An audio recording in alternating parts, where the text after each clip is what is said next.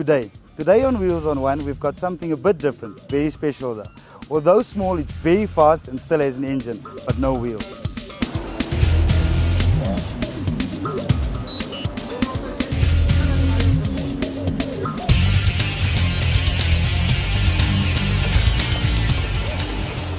Today we're chatting to Burger de Blans, the current Namibian champion of powerboat racing.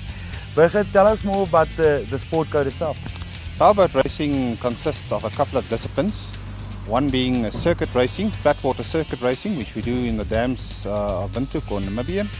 Another which is circuit racing at the sea, which is in the waves at Henties Bay or Langstrand or even in Swakopmund, which launches these little things high up into the air.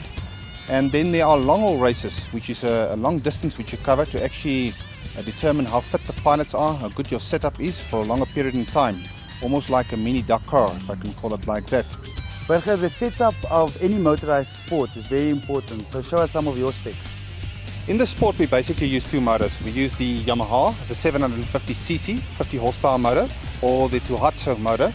I prefer to go with the Yamaha motor because it's very reliable. The motors as you buy them off the shelf is standard, and there are three classes in which you can compete. You can compete in a stock standard class, that's literally as you buy the motor off the shelf.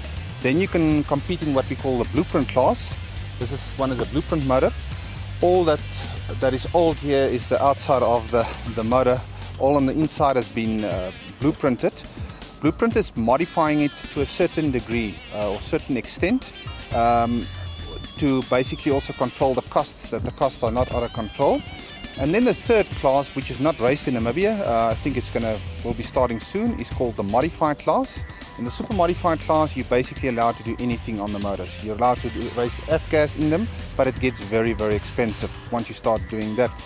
Speeds attained with the motors or with these little boats range between, with the standards, you can do anything in the range of about 80 kilometers an hour on the flat water. The blueprint's about 94, and the super modified 115 kilometers an hour. And I can tell you, I'll be honest, that's quite scary because these things have got no shock absorbers, no wheels. You must literally multiply the speed with 2 to get the actual land speed. So if you take into account the fact that the boat only weighs 75 kilograms plus a very light little co-pilot that goes along with you, you are flying this thing on top of the water. We spoke a little bit about the setup of these boats. Now these racing rigs are propeller driven, and this is a very important part of the setup. As you can see, this one has already been modified. Like Richard, as you've mentioned, this propeller has been modified, in fact highly modified. The modifications you do depend on the weight of the pilot and the co-pilot. Depends on whether it's freshwater or seawater you're going to race. The actual ear of the propeller is very important. This bit here has been cupped, it's been cut away, it's been lightened, and also the whole propeller was balanced. And what we do for freshwater also, we polish certain areas like here, and in front here you make it a little bit rougher because you want bite.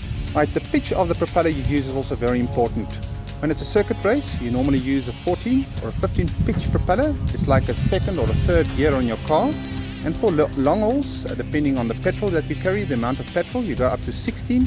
Some of the guys swing up to 21 pitch propellers, which obviously can give you very high speeds. So that's very important because, like Schumacher and the boys, you can't just stop halfway and do a propeller change. So you've got to see the water, analyze it, and make a decision before the race what propeller you'll be using for this race. It's not only the drivetrain of these rigs that are important. These boats have been specially designed for racing. Burger, tell us more about the aerodynamic design of this boat. Richard, a lot of this is about aerodynamics, like with Formula 1 cars. As these boats have got limited power in them, aerodynamics is very important. Different manufacturers like Gemini, Mako or Caesar use different techniques to design their nose cones. In essence, what they want is they want the nose cone to enable the boat to lift out of the water as quickly as possible and literally get your aeroplane flying. Burger, thank you for showing us your rig. Good luck with the season that's going to start soon.